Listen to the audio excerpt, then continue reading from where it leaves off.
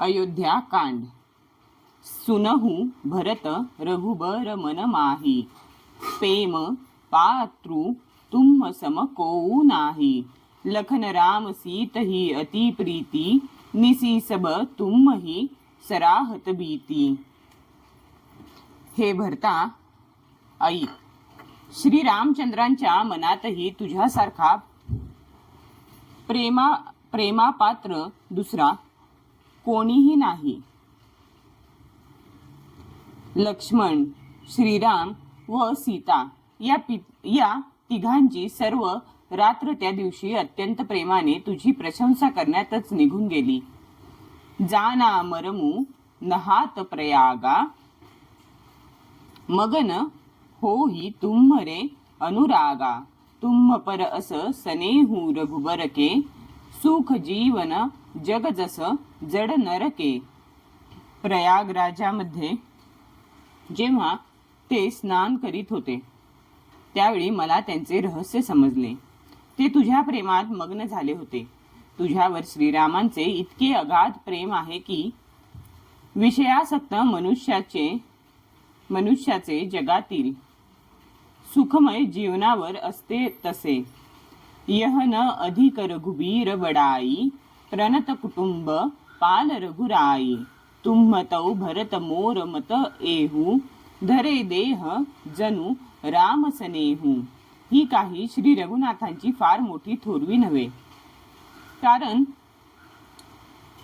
श्री रघुनाथ तर शरणागताच्या संपूर्ण कुटुंबाचे पालन करते आहेत। हे भरता, माझ्या मते तू तर जणू श्रीरामांचे शरीरधारी प्रेमच आहेस। दो तुम कह भरत कलंक, यह हम सब कह उपदेसु। राम भगती रस सिद्धि हित, भायह समऊ गणेसु। हे भरता, तुझ्या दृष्टीने हा कलंक आहे, परंतु आम्हा सर्वांसाठी हा उपदेश आहे। श्रीराम भक्तिरूपी रसाच्या सिद्धीसाठी ही वेळ फार शुभ आहे। नवबिधू बिमल तात जसू तोरा, रघुबर किंकर कुमुद चकोरा। उदित सदा अर्थही कबहुना, घटीही न जग नभ दीन दीन दूना। कुमारा तुझी कीर्ती ही निर्मल नवचंद्रमा आहे, आणि श्री रामचंद्रांचे दास हे कुमुद व चकोर आहेत। चंद्रमा नेहमी कमी जास्त होत असतो, त्यामुळे कुमुद आणि चकोर यांना दुःख होते, परंतु तुझा कीर्तिरूपी चंद्रमा हा नित्य पूर्ण राहील, कधी कमी होणारच नाही। जगरूपी आकाशात तो कधी घटणार नाही, तर दिवसेंदिवस द्विगुणित होत राहील। कोक तिलोक प्रीती अति करीही, प्रभु प्रताप रवि छबिही न हरिही। निसी दीन सुखद सदा सब काहू, ग्रसीही न कैकई करतबू राहू। त्रैलोक्य रूपी चक्रवाक या कीर्ती चंद्रावर अत्यंत प्रेम करील, आणि श्रीरामचंद्रांचा प्रताप सूर्य याची शोभा कधी हरण करू शकणार नाही। तुझ्या कीर्तीचा हा चंद्र रात्रंदिवस नेहमी सर्वांना सुख देत राहील। कैकेयीचा कुकर्म रूपी राहू याला कधी ग्रासणार नाही। पुरन राम सुपेम पियुषा, गूर अवमान दोष नहीं दूषा। राम भगत अब अमीय अघाहू, किन्नेहू सुलभ सुधा बसोधाहू। हा चंद्र श्री रामचंद्रांच्या सुंदर प्रेमरूपी अमृताने भरलेला आहे। हा गुरुच्या अपमान रूपी दोषाने दूषित नाही। तू हा कीर्तिरूपी चंद्र निर्माण करून पृथ्वीवरही अमृत सुलभ केलेले आहेस। आता श्री रामांचे भक्त या अमृताने तृप्त होत। भूप भगीरथ सुरसरी आणि सुमिरत सकल सुमंगल खानी। दशरथ गुण गण बरनी न जाही, अधिकू कहा जेही समजग नाही। ज्या गंगेचे फक्त स्मरणच संपूर्ण मांगल्याची खाण आहे, ती गंगा तुझ्या पूर्वजाने भगीरथाने आणली। दशरथांच्या गुणराशींचे तर वर्णनच करता येत नाही। त्यांच्याहून श्रेष्ठ इतकेच काय त्यांच्या बरोबरीचाही या जगात कोणी नाही. दो जासू सनेह सकोच बस राम प्रगट भये आई, जे हरहिय नयननी कबहू निरखे नाही अघाई. ज्यांच्या प्रेम व सद्गुणांच्या अधीन होऊन प्रत्यक्ष सच्चिदानंद घन भगवान श्रीराम होऊन प्रकट झाले, ज्या श्रीरामांचे स्वरूप आपल्या हृदयात पाहून श्री महादेवही कधी तृप्त होत नाहीत. कीर्ती विधू तुम किन्न अनुपा, जह बस राम प्रेम मृगरूपा. तात गलानी करहू जिय जाये, डरहू दरिद्रही पारसू पाये. परंतु यांच्याहून अधिक तू कीर्तिरूपी अनुपम चंद्र उत्पन्न केलास. या चंद्रामध्ये श्रीरामांचे प्रेम हरणाच्या चिन्हाच्या रूपाने राहते. भरता तू विनाकारण मनात दुःखी होत आहेस. जणू परीस मिळूनही तू दारिद्र्याला घाबरत आहेस. सुनहू भरत हम झूठ न कहही, उदासीन तापस बन रहही. सब साधन कर सुफल सुहावा, लखन राम सिय दरसनु पावा. हे भरता ऐक, तुम्ही असत्य बोलत नाही. आम्ही निपक्ष आहोत, तपस्वी आहोत. कुणाच्या तोंडाकडे पाहून बोलत नाही आणि निरपेक्षपणे वनात राहतो. सर्व साधनांचे उत्तम फल म्हणून आम्हाला लक्ष्मण श्रीराम व सीता यांचे दर्शन घडले. तेही फलकर फलू दरस तुम्हारा, सहित पयाग सुभाग हमारा. भरत धन्य तुम्हा जसू जगू जयऊ, कही अस प्रेम मगन मुनी भयऊ. आणि त्या तिघांच्या दर्शनाच्या महान फलाचे परम फल म्हणजे तुझे दर्शन होय. तीर्थराज प्रयागसह हे आमचे भाग्य. हे भरता तू धन्य आहेस. तू आपल्या कीर्तीने जग जिंकले आहेस. असे म्हणून मुनी भरताच्या प्रेमात मग्न झाले. सुनी मुनी वचन सभासद हर्षे, साधू सराही सुमन सूर बरशे. धन्य धन्य धुनी गगन पयागा, सुनी सुनी भरतू मगन अनुरागा. भरद्वाज मुनींचे हे बोलणे ऐकून सर्व सभासद आनंदित झाले. उत्तम उत्तम म्हणत व प्रशंसा करीत देवांनी फुले उधळली. आकाशात व प्रयागराजामध्ये धन्य धन्य चा ध्वनी ऐकून भरतही प्रेममग्न झाला. दो पुलक गात ही रामुसिय सजल सरोरूह, नैन करी प्रणामू मुनी मंडलीनी बोले गदगद बैन. भरताचे शरीर रोमांचित झाले. त्याच्या हृदयात श्री सीताराम विराजमान होते आणि कमलासारखे नेत्र प्रेमाश्रूंनी भरून आले होते. तो मुनी समुदायाला प्रणाम करून सद्गतीत वाणीने म्हणाला, मुनी समाजू अरु तीर्थ राजू, सांचिहू सपथ अघाई अकाजू. एही थल जाऊ किचू कहिय बनाई, एही सम अधिक न अघ अधमाई. येथे मुनिगण आहे, शिवाय तीर्थराज आहे. येथे खरी शपथ घेतली आणि ती पाळली आहे तर मोठी हानी होते. या ठिकाणी जर काही बनवाबनवी करून सांगितले तर त्याच्या इतके कोणतेही मोठे पाप आणि नीचपणा असणार नाही. तुम सर्बर्ग्य कहू सती भाऊ, उर अंतरजामी रघुराऊ. मोहीन मातू करतब कर सोचू, नाही दुखू जिय जगू जानीही पोचू. मी प्रामाणिकपणे सांगतो, तुम्ही सर्वज्ञ आहात आणि श्री रघुनाथांच्या मनातील जाणणारे आहात. मी खोटे बोलतो तर ते तुम्हाला कळल्याशिवाय राहणार नाही. माता कैकेयीच्या कृत्याची मला मुळीच चिंता नाही. मग जग मला नीच समजेल या गोष्टीचेही दुःख नाही. नाही न डरू बिगरीही परलोकू, पीतहू मरण कर मोही न सोकू. सुकृत सुजस भरी भुवन सुहाये, लक्ष्मण राम सरीस सूत पाये. माझा परलोक बिघडेल याची मला भीती नाही आणि पित्याच्या मरणाचाही शोक नाही, कारण त्यांचे पुण्य व सुकीर्ती विश्वात शोभून राहिली आहे. त्यांना श्रीराम लक्ष्मण यांच्यासारखे पुत्र लाभले. राम बिरह तजी तनु छनभंगू, भूपसोच कर कवन प्रसंगू. राम लखनसी बिनु पग पनही, करी मुनी बेश फिरही बन बनही. शिवाय ज्यांची श्रीरामचंद्रांच्या विरहामुळे आपल्या क्षणभंगूर देहाचा त्याग केला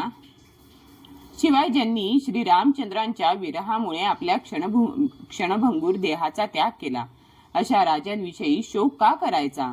खरे म्हणजे श्रीराम लक्ष्मण व सीता मुनींचा वेश धारण करून अनवानी वनात फिरत आहेत, याचे मला दुःख आहे. 2. अजिन बसन फल असन मही सयन, डासी कुसपात बसी तरुतर नीत सहत हिम आतप बरशा बात. ते वल्कले नेसतात, फळे खाऊन राहतात, जमिनीवर कुश व पाने पसरून त्यावर झोपतात आणि वृक्षांखाली राहून थंडी, उकाडा, वारा, पाऊस सहन करतात.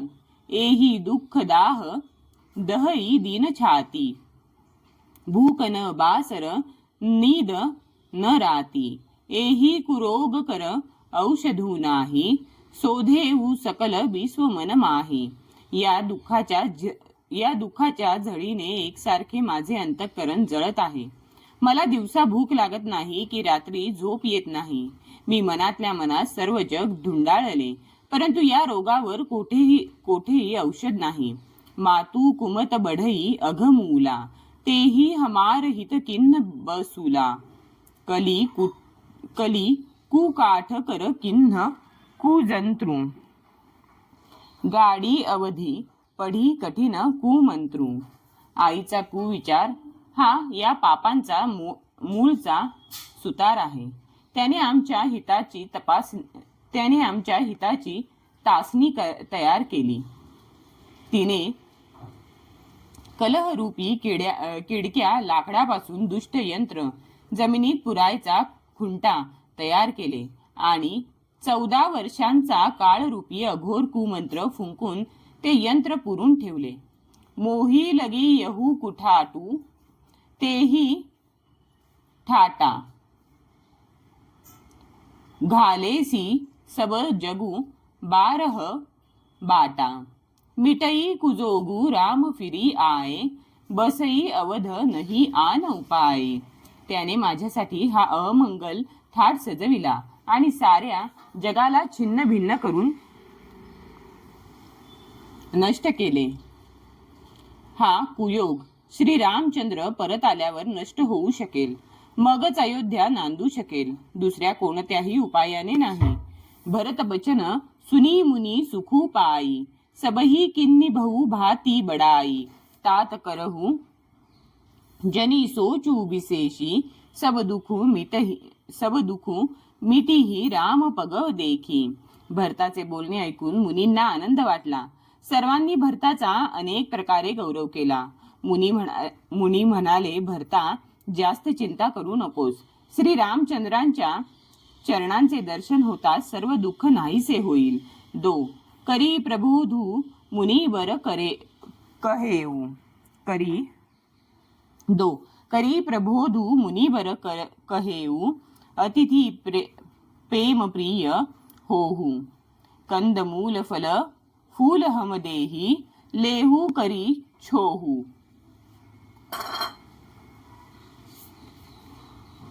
अशा प्रकारे मुनिश्रेष्ठ भरद्वाजांनी भरताचे समाधान करून म्हटले, आता तुम्ही सर्वजण आमचे प्रिय पाहुणे आहात आणि कृपा करून कंदमुळे, फळे, फुले जे आम्ही देतो त्याचा स्वीकार करा. सुनी मुनी बचन भरत हिय सोचू, भय उकू अवसर कठीण संकोचू. जानी गरुई गुरगी राबहोरी, चरणबंदी बोले कर जोरी. मुनींचे बोलणे ऐकून भरताला काळजी वाटू लागली की अयोग्य वेळी हा विचित्र संकोचाचा प्रसंग आला. मग तो गुरुजनांच्या म्हणण्याचा मान राखत व त्यांच्या चरणी नतमस्तक होऊन म्हणाला, सीर धरी आयसू करिय तुम्हारा, धर्म परम धर्म यहू नाथ हमारा. भरत बचन मुनी बर मन भाए, सुची सेवक शीश निकट बोलाए. हे नाथ, तुमची आज्ञा शिरोधार्य मानून तिचे पालन करणे हे आमचे परम कर्तव्य आहे. भरताचे बोलणे ऐकून मुनी श्रेष्ठांना बरे वाटले. त्यांनी आपल्या विश्वासू सेवकांना व शिष्यांना बोलावले. चाहिय किन्नी भरत पहू नाई, कंद मूल फल आनहू जाई. भलेही नाथ कही तिन्ह सिर नाये, प्रमुदित नीज नीज काज सिधाये. आणि सांगितले की भरताचा पाहुणचार करायला हवा. जाऊन कंदमुळे व फळे आणा. ठीक आहे असे म्हणून ते नतमस्तक झाले आणि मोठ्या आनंदाने आपल्या कामगिरीसाठी गेले.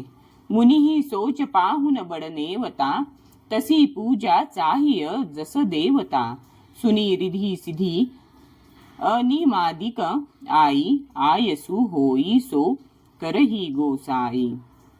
आपण फार मोठ्या पाहुण्याला निमंत्रण दिले म्हणून मुनींनी विचार केला, जसा देव तशी त्याची पूजा केली पाहिजे. हे ऐकताच रुद्धी व अणिमादी सिद्धी आल्या व म्हणाल्या, हे स्वामी, तुमची जी आज्ञा असेल त्याप्रमाणे आम्ही करू. 2 राम बिरह बिकुल भरतु सानुज, सहित समाज पहुनाई करी हरहु श्रम कहा मुदित मुनिराज. मुनिराज प्रसन्न होऊन म्हणाले, श्री रामचंद्रांच्या विरहामुळे भरत हा शत्रुघ्न व आपल्या परिवारासह व्याकुळ आहे. तेव्हा पाहुणचार करून त्यांचा श्रम परिहार करा. रिधी सिधी सीर धरी मुनिवर बानी, बडभागिनी आपुही अनुमानी. कहई परस्पर सिधी समुदायी, अतुलित अतिथी राम लघु भाई. रुद्धी सिद्धींना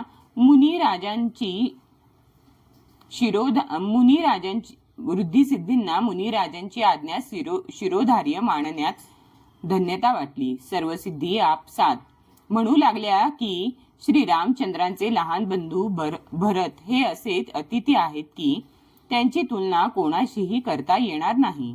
मुनिपद बंदी करिय सोई आजू, होई सुखी सब राज समाजू.